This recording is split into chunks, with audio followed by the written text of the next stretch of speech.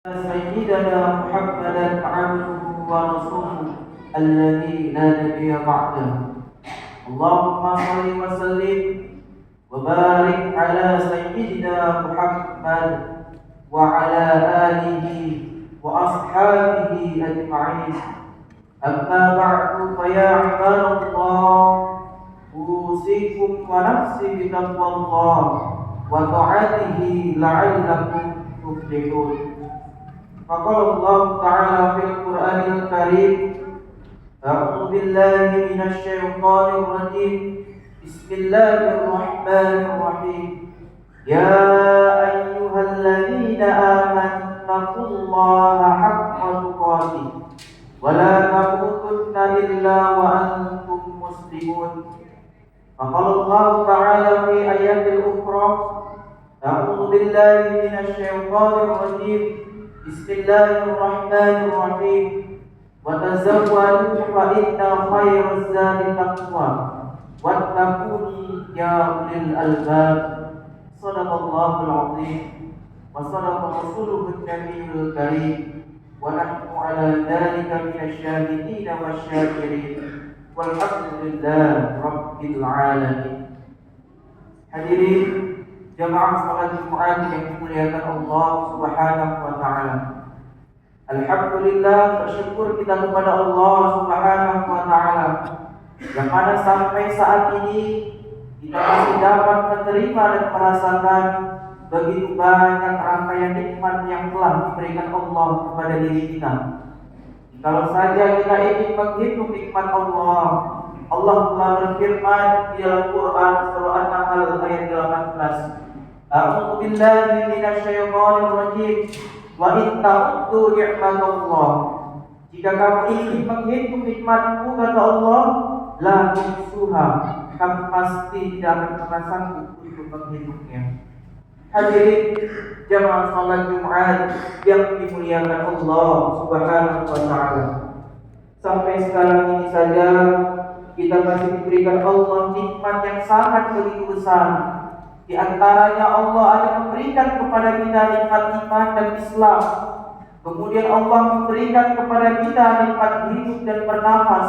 Kemudian juga Allah memberikan kepada kita nikmat kesempatan, kesehatan, serta keringanan langkah, sehingga kita masih dapat berkumpul di masjid yang mulia ini dalam rangka taqarruban ilallah, mendekatkan diri kepada Allah, yaitu mengerjakan apa yang menjadi kebutuhan bagi kita, yaitu melaksanakan sholat fardu Jumat secara berjamaah.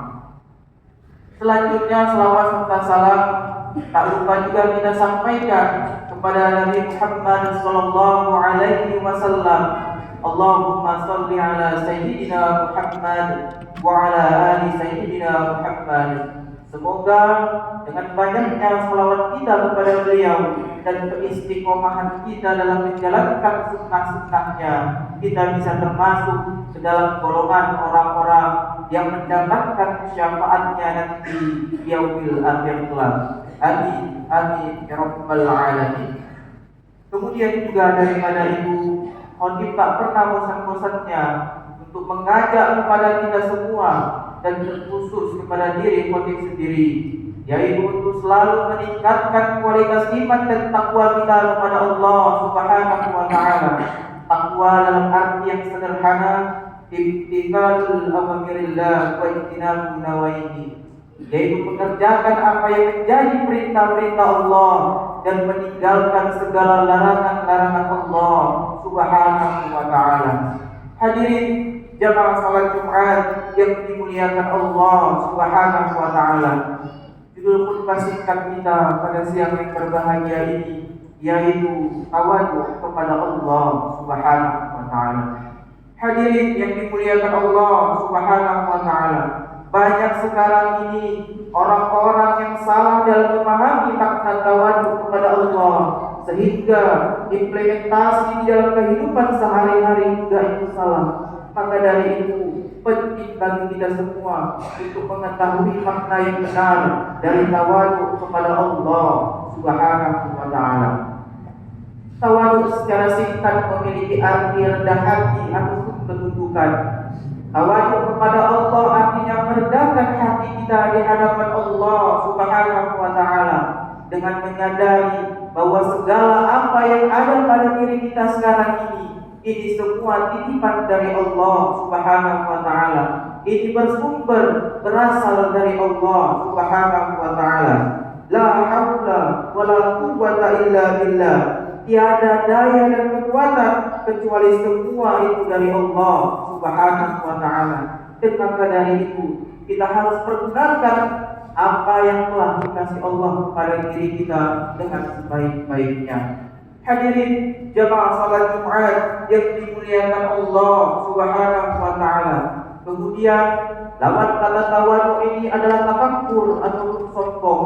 Sifat sombong ini merupakan salah satu dari banyaknya sifat tercela dan kita tidak boleh memiliki sifat sombong ini. Karena dalam hadis riwayat Muslim dikatakan, la yadkhulul jannah man kana fi qalbihi mithqalu dzarratin min kibri. Yang artinya tidak akan masuk surga seseorang apabila di dalam hatinya masih terdapat kesombongan walaupun hanya sebesar biji zarrah. Mithqalu dzarratin min kibri. Jadi kita tidak boleh memiliki sifat sombong ini.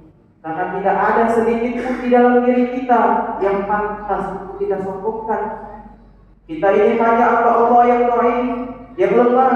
Tidak ada kekuatan mutlak yang berasal dari diri kita sendiri. Semua dari Allah Subhanahu wa taala. Maka seharusnya yang berhak untuk memiliki sifat sombong ini yaitu cuma Allah Subhanahu wa taala. Namun kenyataannya kalau kita lihat sekarang ini, Allah saja yang maha segala-galanya tidak memiliki sifat sombong. Apa buktinya? Bukti Allah tidak memiliki sifat sombong terkhusus kepada kita selaku hamba-hambanya, yaitu Allah masih menunggu dan menerima taubat-taubat kita. Walaupun dosa-dosa kita sebanyak bumi di lautan, kata Allah, janji Allah pasti akan diampuni Allah jika kita ingin benar-benar bertaubat kepadanya. Kemudian bukti lain bahwa Allah tidak memiliki sifat sombong ini, yaitu Allah masih menjawab dan mengabulkan atas setiap yang kita minta, atas setiap doa-doa kita. Ini juga menunjukkan bahwa Allah tidak memiliki sifat sombong ini. Lantas apa balasan kita kepada Allah Subhanahu wa taala? Sebagai hamba Allah yang dhaif, yang lemah, sudah seharusnya lah kita harus memiliki yang namanya sifat tawadu, bukan sifat sombong. Sifat tawadu dimaknai dengan merendahkan hati kita, baik itu kepada Allah maupun kepada sesama manusia. Karena sifat tawadu ini juga merupakan perintah Allah Subhanahu wa taala, sebagaimana dalam kalimat terakhir ayat 88 surah Al-Hijr, A'udzu billahi minasyaitonir rajim. Waqfid janahaka lil mu'minin, kata Allah, yang artinya berendah hatilah kamu terhadap orang-orang yang beriman. Maksud dari ayat ini, kita diperintahkan oleh Allah untuk memiliki sifat rendah hati kepada manusia. Rendah hati yang dimaksud dalam ayat ini, kita harus banyak berbuat kebaikan, tidak memandang remeh dan tidak juga menyombongkan diri kita kepada orang lain. Karena ini semua bagian dari ciri-ciri orang yang memiliki sifat tawadu. Hadirin jamaah salat Jumat yang dimuliakan Allah Subhanahu wa taala. Ketika kita memiliki sifat tawadu ini, kita juga merupakan orang-orang mulia di sisi Allah Subhanahu wa taala. Karena dalam hadis riwayat Muslim, Rasulullah sallallahu alaihi wasallam bersabda, "Wa ma tawadu'a ahadun lillahi illa rafa'ahullah." Yang artinya barang siapa yang memiliki sifat tawadu atau rendah hati ini, maka Allah akan mengangkat derajatnya. Dalam hadis ini jelas bahwa orang yang tawadu adalah orang yang mulia di sisi Allah Subhanahu wa taala.